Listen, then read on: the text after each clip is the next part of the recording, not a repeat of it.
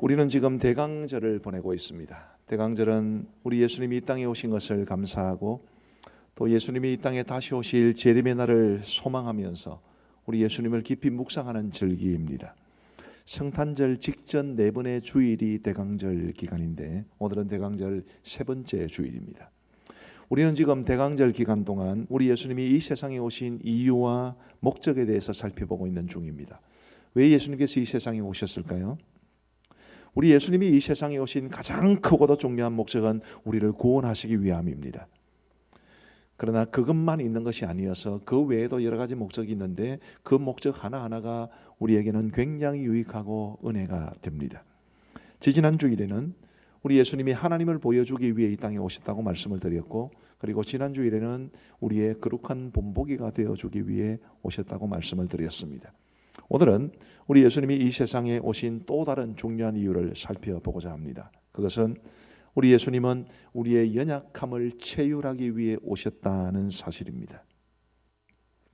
체휼이라는 말을 제가 방금 했고 오늘 설교의 제목에도 체휼이라는 말이 들어가 있습니다만은 이 체휼이라는 말은 우리 일상의 삶에서는 잘 쓰지 않는 말이죠. 국어사전에는 분명히 있는 말입니다만 오늘 본문 15절에는 사실은 지금 우리가 가지고 있는 성경에는 체휼이라는 말이 안 나옵니다. 근데 예전에 우리가 쓰던 성경에는 체휼이라는 말이 들어가 있었습니다. 먼저 우리 본문 15절을 지금 현재 우리 성경으로 한번 읽어보시겠습니다. 자, 시작. 우리에게 있는 대제사장은 우리의 연약함을 동정하지 못하시리가 아니요 모든 일에 우리와 똑같이 시험을 받으신 이로되 죄는 없으시니라.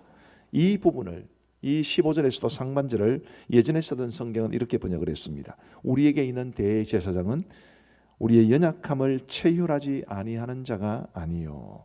자, 여기에 체휼이라는 말이 나옵니다. 이 체휼이라는 말에서 체자는 몸체자를 쓰는데 이 몸체자에는 경험하다라는 뜻도 있습니다.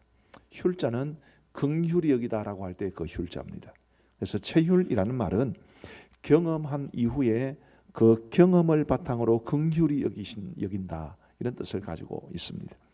우리 15절 하반절을 다시 한번 보십시다. 모든 일에 우리와 똑같이 시험을 받으신 이로되 죄는 없으시니라. 우리 예수님은 죄가 없다는 것을 제외하면 우리와 똑같은 시험, 똑같은 어려움을 당하셨습니다. 우리의 연약함을 친히 감당해 주신 것입니다. 우리가 이 땅을 살아가면서 겪는 수많은 아픔과 연약함, 고통 등을 친히 몸소 경험해 보시는 것, 그것이 바로 우리 예수님께서 이 땅에 오신 중요한 목적입니다. 그 목적을 가지고 오셨기 때문에 우리 예수님은 이 땅에 태어나실 때부터 십자가에 달려 죽으시는 그 순간까지 가난과 역경, 그리고 사람들의 미움과 배신 등등 우리가 이 땅에서 겪을 수 있는 온갖 고난과 어려움을 다 겪으셨습니다. 그럼으로써 이 고단한 세상에서 힘들고 어렵게 살아가고 있는 우리를, 우리의 연약함을, 우리의 눈물과 한숨을 하시고 우리를 긍휼히 여겨 주십니다. 그것이 주님께서 이 땅에 오신 목적입니다.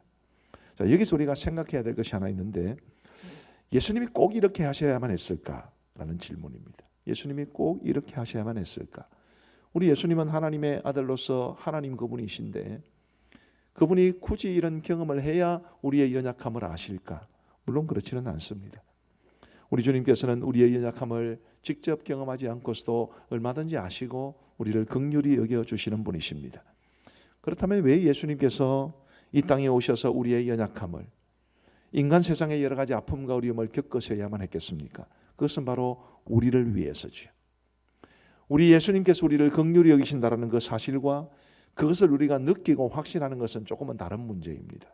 예를 들면 지금 우리가 예배를 드리고 있는 바로 이 자리, 이 시간에 우리 하나님께서 충만히 임재하시고 우리에게 은혜와 축복을 베풀어 주신다고 저는 믿습니다. 그런데 그 사실을 확신하지 못하시는 분들도 많이 계실 겁니다.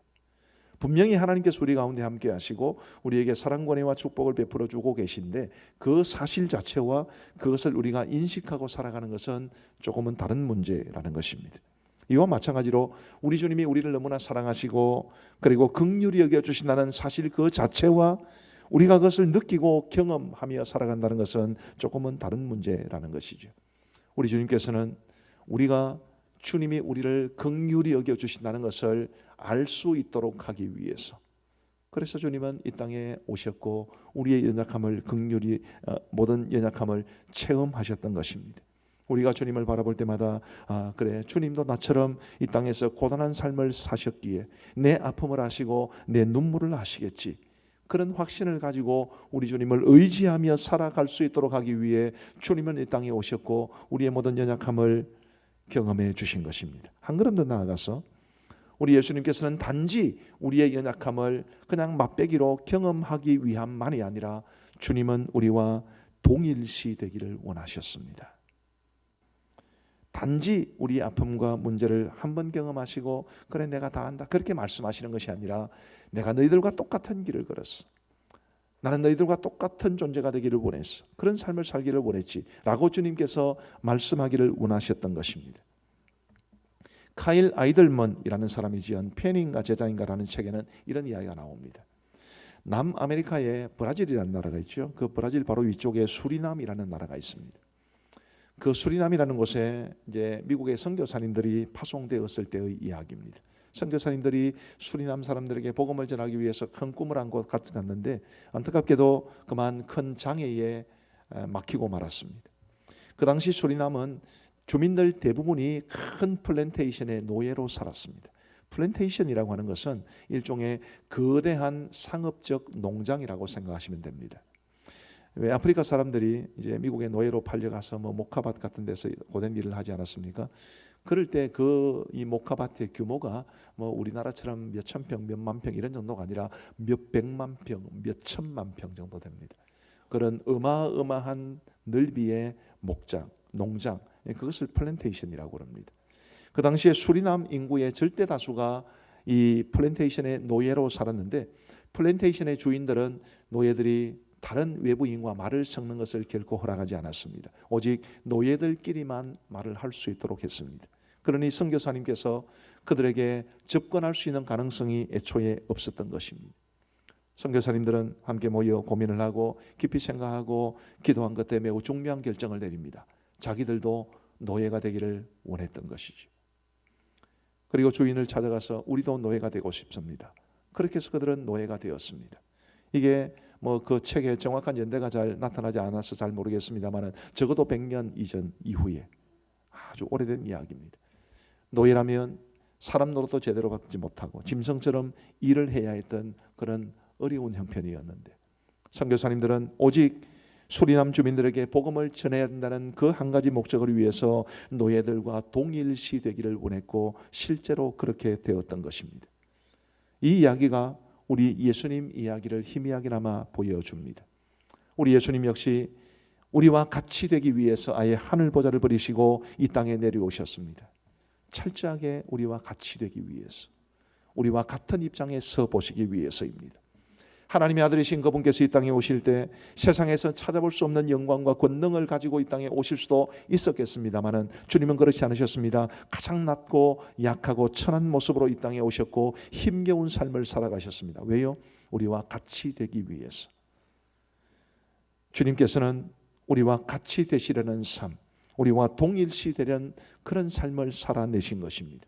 그리고 예수님은 바로 그 마음으로 저와 여러분들을 긍휼히 여겨 주십니다. 이 세상에 오신 때로부터 시작해서 십자가에 달려 죽으시기까지 우리 예수님은 당신의 그 모든 경험을 바탕으로 저와 여러분들을 긍휼히 여겨 주십니다. 우리 예수님의 육신의 어머니 마리아는 만삭의 몸이었음에도 불구하고 사람들에게 외면당하여 여관방 하나 구하지 못한 채 마국간에서 해산해야 했습니다. 그리고 이제가 태어난 그 아이를 말구유에 뉘었다 이렇게 이야기를 하죠. 말구유는 쉽게 말하면 여물통입니다. 깨끗하지 않은 곳이지. 더럽고 딱딱한 곳입니다. 그곳에 이제 막 태어난 아이를 뉘어서 했을 만큼 우리 예수님도, 아기 예수님도, 그리고 예수님의 육신의 어머니 마리아도 사람들에게 거절당하셨습니다. 받아들여지지 않았습니다. 이런 경험을 바탕으로 우리 예수님은 사람들에게 거절이나 거부를 당하는 사람들의 마음을 아시고 가난으로 인해 힘들어하는 사람들의 마음을 헤아려 주십니다. 태어난 지 얼마 되지 않았을 때 자신을 죽이려는 헤롯의 손길을 피해 애굽으로 도피하셨던 우리 예수님은 힘 있는 사람들에게 억울한 일을 당하는 사람들의 고통과 눈물을 아십니다. 어린 시절에 육신의 아버지 요셉을 여의고 소년 가장으로 자라신 우리 예수님은 가족을 잃은 사람들의 슬픔을 아시고 생계가 막막한 사람들의 비참함을 이해해 주십니다. 나사렛에서 육신의 아버지 요셉의 뒤를 이어 몫으로 살면서 고된 노동을 하며 청소년기와 청년기를 지냈던 예수님이기에 생업의 현장에서, 직장에서 수고하고 땀 흘리며 일하는 사람들의 고생과 피로를 아시는 분이십니다. 이스라엘에는 나무가 큰 게 별로 없습니다. 그렇기 때문에 이스라엘에서 몫으로 살아가는 사람들은 대부분 다 가난한 사람들입니다. 우리 예수님은 그런 가난한 몫으로 살아온 그 경험을 통해서 장사가 잘 안 되거나 벌이가 시원찮은 사람들이 겪는 서러움과 돈 걱정을 이해해 주십니다. 사탄에게 세 가지 시험을 당하셨던 우리 예수님은 우리의 삶에 시시로 다가오는 각종 유혹과 갈등, 그리고 시험과 싸워야 하는 우리의 입장을 충분히 이해해 주십니다. 바리새인들을 비롯한 수많은 유대의 종교 지도자로부터 미움과 살해와 협박을 받으셨던 우리 예수님은 애꿎은 사람들에게 미움을 당하는 사람들의 그 쓰디쓴 감정을 충분히 이해해 주십니다. 가족들조차도 예수님이 어떤 분인지를 몰랐고 친족들조차도 예수님이 미쳤다고 생각을 했습니다. 그런 오해를 받으신 예수님이었기에 가족관계로 인해 힘들어하는 사람들의 입장을 헤아려 주십니다.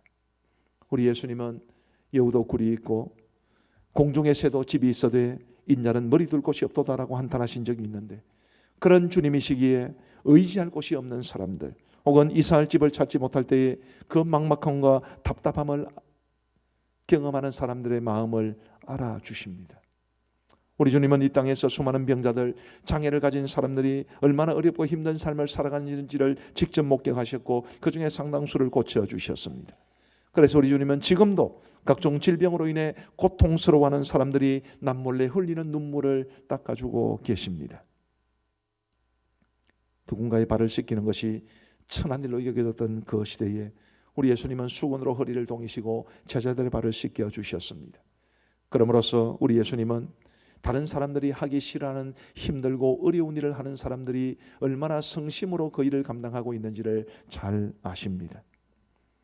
예수님은 3년 동안이나 사랑과 정성을 쏟으며 제자들을 양육했지만 제자들은 주님의 뜻을 다 알지를 못했고 누가 높은 자리에 오를 것인가에만 관심을 가지고 있었습니다. 결국 제자 중 하나였던 가룟 유다는 예수님을 배신하고 예수님을 팔아넘겼고, 다른 제자들은 예수님이 잡히실 때 예수님을 버리고 뿔뿔이 흩어졌습니다. 원래 가까운 사람들에게 배신당하고 그리고 그들에게 실망하는 만큼 큰 고통을 겪는 일도 별로 없는데 우리 예수님은 가장 사랑했던 제자들에게 그런 일을 당해 주셨습니다. 그러므로서 우리 예수님께서는 다양한 이유로 사람들에게 실망하고 상처받은 사람들이 겪는 말 못한 아픔을 다 이해하고 계십니다. 십자가상에서 엘리 엘리 라마 사박단이라고 외치던 예수님은 하나님에게조차 버림받은 것 같은 절망과 답답함을 안고 살아가는 사람들의 그 마음을 알아주십니다. 이처럼 우리 주님의 삶은 철저하게 우리의 연약함을 경험하는 삶이었고 우리와 동일시되기를 원하는 삶이었고, 바로 그 체험을 바탕으로 저와 여러분들을 긍휼히 여겨주시는 분이십니다.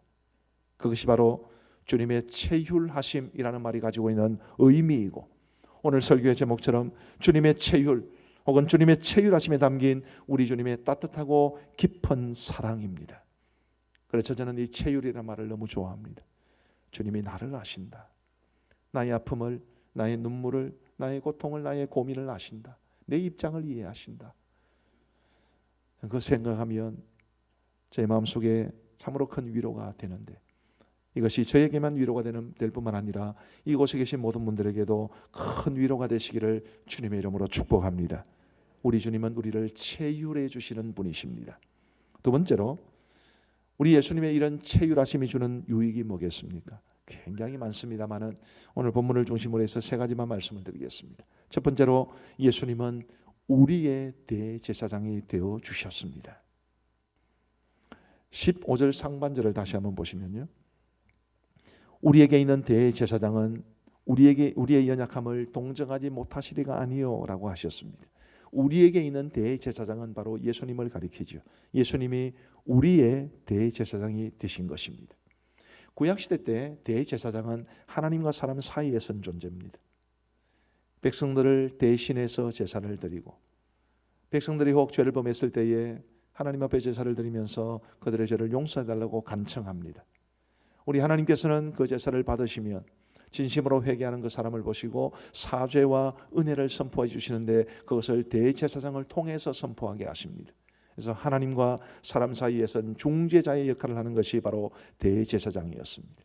백성들을 대신해서 하나님 앞에 나아가는 대제사장이었기에, 대제사장이 가장 필요한 것 중에 하나는 백성들을 향한 사랑과 긍휼의 마음이었습니다. 만약 이런 사랑과 긍휼의 마음이 없으면 대제사장은 그냥 대제사장, 우리 경상도 사투리로 대제사장입니다. 그런데 정말 그 대제사장이 백성들을 사랑하고 긍휼의 마음을 품으면 그는 우리의 대제사장이 되는 것입니다. 사랑의 원자탄으로 잘 알려진 손양호 목사님을 잘 아시겠죠? 손 목사님이 소록도에 있는 애양원으로 가셨을 때 그곳에 살던 교인들과 주민들은 처음에는 손 목사님에게 마음의 문을 잘 열지 않았다고 합니다. 아무래도 한센병으로 인해 영적, 정신적, 육체적으로 힘겨운 삶을 살아가는 사람들이었기에 정상적인 건강한 몸을 가진 그 손 목사님이 자기 편이라고 생각하지 않았을 것입니다. 그러나 손 목사님은 그런 사람들을 대상으로 정말 최선을 다했습니다. 한센병으로 고생하는 소록도의 주민들, 이 한센병은 전염의 가능성이 굉장히 큰 질병이었습니다마는, 그러나 그 한센병으로 고생하는 사람들을 아무런 거리낌 없이 대해 주었습니다. 여성도들이 한센병으로 물그러진 손, 때로는 고름이 배어 나오는 그런 손으로 묻힌 나무를 즐거운 마음으로 드셔 주셨고, 그들이 차려주는 밥을 기꺼이 먹어 주셨습니다. 심지어 환자들의 환부에 설려 나오는 고름을 입으로 닦아내기도 하셨습니다. 애양원에 있는 사람들조차 손 목사님이 한센병에 전염될까 봐 극구 만류했지만 손 목사님은 전혀 꺼려하지 않았습니다. 혹시라도 손 목사님이 한센병에 감염되었을까 봐 몇 차례 검사를 했다고 합니다. 근데 그때마다 전염이 안 된 걸로, 감염이 안 된 걸로 나와서 많은 사람들이 기뻐했지만 손 목사님만큼은 안타까워하셨습니다. 내가 나병에 걸리면 그들과 똑같아질 거고, 그러면 환자들이 더 거부감 없이 나를 대해 줄 텐데 그러지 못해서 너무 안타깝다. 그것이 바로 손 목사님이 가진 중심이었습니다. 이런 중심을 가진 손 목사님이었기 때문에 소록도 애양원에 있는 성도들에게 그 목사님은 그냥 목사님이 아니라 나의 목사님, 우리의 목사님이 되어 주실 수 있으셨습니다. 우리 예수님이 체휼하심으로써 우리의 대제사장이 되셨다는 것은 바로 이런 뜻입니다. 예수님은 그냥 대제사장이 아니라 나의 대제사장이십니다. 나의 연약함을 아시고, 설령 내가 연약하여 범죄했을지라도 나를 꾸중하고 책망하기 이전에 먼저 나를 긍휼히 여겨주시고 나를 위로해 주시는 분이 바로 우리 주님이십니다. 하나님과 우리 사이에 가운데 서서 우리를 위해서 하나님 앞에 간청해 주시는 분, 우리를 위해 아뢰해 주시는 분, 우리를 용서해 달라고 부탁드려 주시는 분, 우리에게 은혜를 베풀어 달라고 요구해 주시는 분이 바로 우리의 대제사장이신 예수님이십니다. 우리 예수님이 우리의 연약함을 체휼하셨기 때문에 가능한 일이었습니다. 둘째로, 우리는 예수님의 체휼하심 덕분에 은혜의 보좌 앞에 담대히 나아갈 수 있게 되었습니다. 우리 16절 말씀을 같이 한번 읽어보시면 좋겠습니다. 시작. 그러므로 우리는 긍휼하심을 받고 때를 따라 돕는 은혜를 얻기 위하여 은혜의 보좌 앞에 담대히 나아갈 것이니라. 아멘. 보좌는 임금이 앉아있는 자를 보좌라고 그러죠. 여기에 16절에 나오는 보좌는 하나님께서 계신 곳입니다. 고대 사회에서 임금은 두려운 존재였고 임금의 보좌는 평민이 감히 가까이 갈 수 없는 곳이었습니다. 하물며 하나님의 보좌인데 어찌 우리 죄로 물든 인생이 그 하나님의 보좌 앞에 나아갈 수 있었겠습니까? 그런데 그토록 엄위하고 두려운 하나님의 보좌가 은혜의 보좌가 되었고 우리는 그 은혜의 보좌 앞에 담대히 나아갈 수 있게 되었다고 성경은 말해 줍니다. 바로 우리 예수님 덕분에 가능해진 일이었습니다. 고3인 저희 둘째가 몇 군데 수시를 넣어놓고 초조한 마음으로 결과를 기다리고 있었습니다. 제일 첫 번째로 발표된 곳에 불합격이었습니다. 원래 그곳은 뭐 떨어질 줄 알고 원서를 넣기는 했습니다만은 그래도 떨어지니까 기분이 되게 안 좋았나 봐요.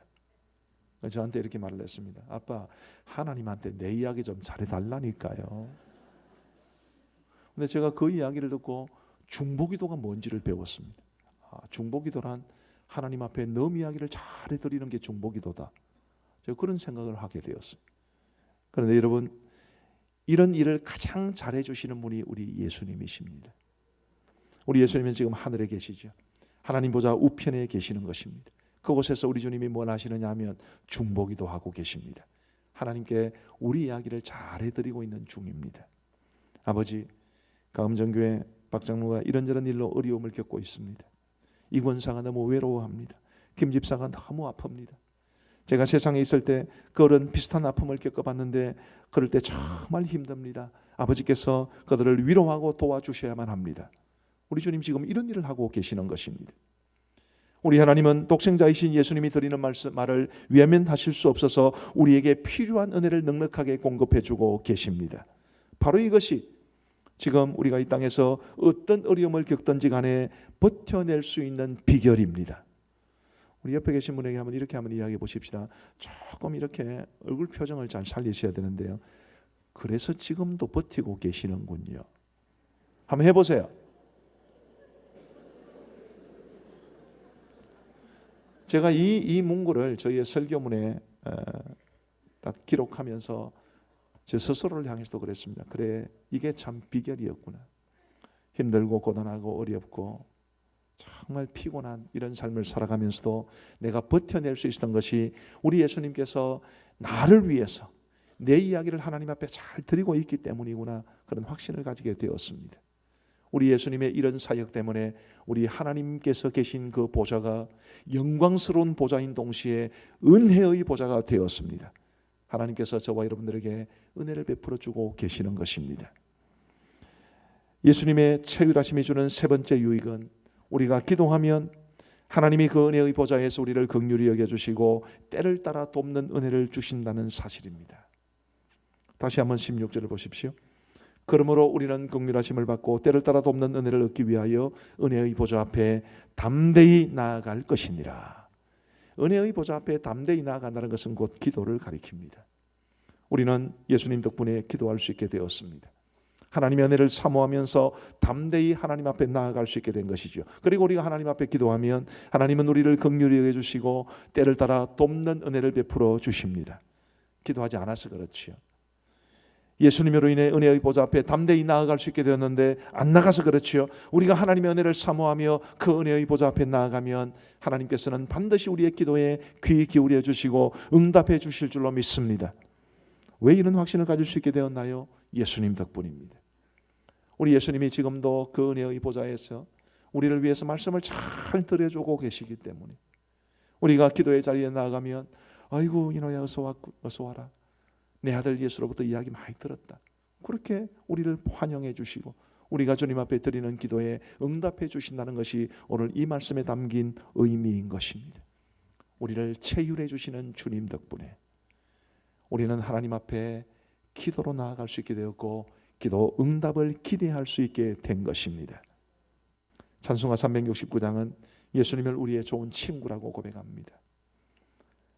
시험 걱정 모든 괴로움 근심 걱정 무거운 짐, 우리가 이런 것들로 인해 힘겨워할 때 우리를 아시고 함께 아파해 주시고 긍휼히 여겨주시는 우리의 정말 진실하고 좋은 친구가 되어주시는 우리 그 예수님을 힘입어 우리가 하나님 앞에 기도할 수 있게 되었다라는 것을 고백하는 것이 찬송가 369장 죄짐 맡은 우리 구주입니다.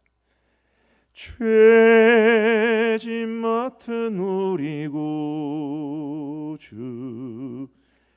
어찌 좋은 친군지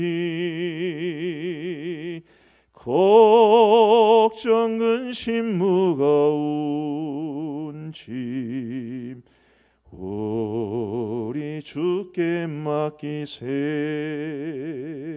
주께 고함 없는 고로 복을 받지 못하네. 사람들이 어찌하여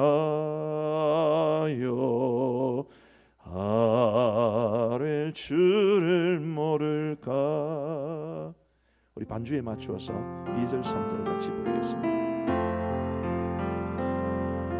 시험 걱정 모든 괴로움 없는 사람 누군가 부질없이 낙심 말고 기도드려 아뢰세. 이런 진실하신 친구 찾아볼 수 있을까.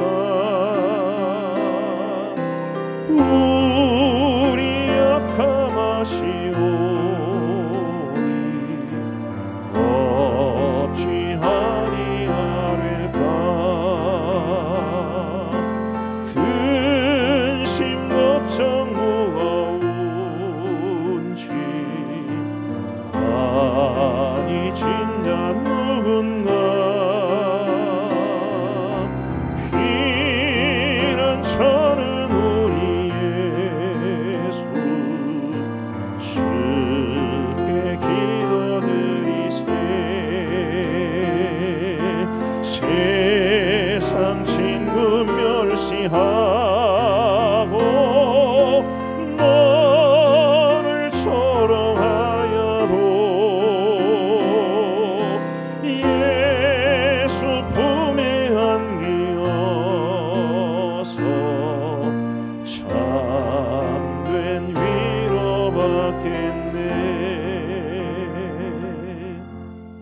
아멘. 우리 사랑하는 성도 여러분, 근래에 무슨 일로 힘겨워하십니까? 무슨 일로 마음이 찢어지고 근심하며 눈물 흘리고 계십니까? 우리가 가진 문제가 그 무엇이든 우리 주님은 그 문제로 힘겨워하는 우리를 알아주시고 이해해 주시고 긍휼히 여겨주시는 나의 대제사장이심을 기억하시기를 바랍니다.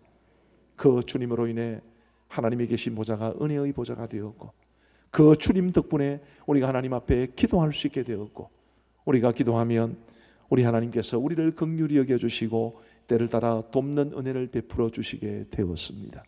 바로 그것을 위해서 우리 예수님 이 땅에 육신의 몸을 입고 와 주신 것입니다. 우리 주님의 탄생과 생애와 죽음, 이 모든 우리 예수님의 삶을 기억하면서 주님이 내 입장 이해하시려고 이런 길을 걸어가셨구나, 그렇게 생각하시며 더욱더 우리 주님의 은혜에 감사하고 그분 꼭 붙잡고 우리의 삶에 어떤 어려움이든지 어떤 고통이든지 믿음으로 이겨내고 승리하시는 여러분들 모두가 되시기를 우리 주님의 이름으로 축복합니다. 우리 함께 합심해서 기도하겠습니다. 우리 하나님께서 오늘 이 설교를 통해서 여러분들에게 어떤 도전을 주셨고 어떤 깨달음이나 어떤 감동이나 어떤 교훈을 주셨는지 저는 잘 모르겠습니다. 아마 각 사람마다 받은 은혜가 다르고 감동이나 깨달음이 다 다를 수도 있습니다. 그런데 어쨌든 내 가슴 속에 부딪혀온 어떤 것이 있으면 그것은 성령께서 주시는 것입니다. 부디 그 말씀을 붙잡고 우리 기도하십시다. 하나님, 나에게 이런 깨달음을 주셨습니다. 이런 감동을 주셨습니다. 이런 은혜를 주셨습니다. 이 말씀 붙잡고 이 은혜 붙잡고 살아갈 수 있도록 은혜 베풀어 주옵소서. 우리 약간 소리를 내어서 함께 기도하겠습니다.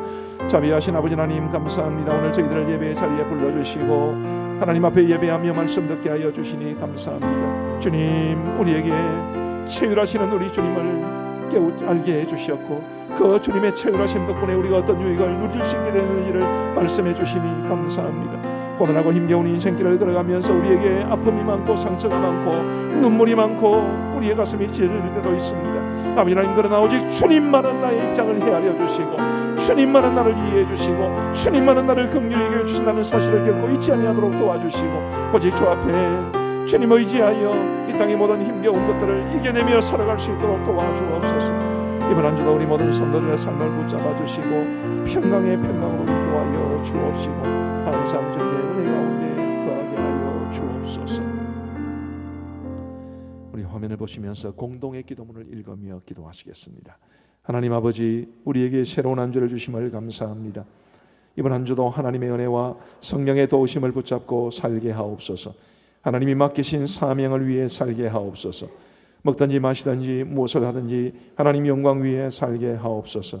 모든 걱정과 염려는 주께 맡기고 하나님의 평강을 누리게 하옵소서.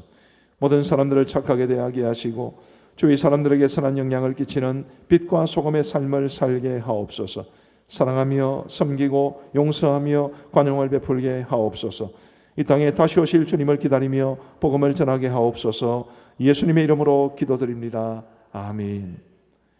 우리의 생명과 소망이 되시며 우리의 연약함을 치유해 주시는 우리 구주 예수 그리스도의 크고 놀라우신 은혜와 우리 예수님의 그 사역을 기초로 우리를 긍휼히 여겨주시고 우리에게 때를 따라 돕는 은혜를 기꺼이 베풀어 주시기를 원하시는 우리 아버지 하나님의 그 지극하신 사랑과 성령 하나님의 위로 교통 충만하심이 우리 사랑하는 모든 성도들과 그들의 가정 위에 이제로부터 영원토록 함께 있을지어다.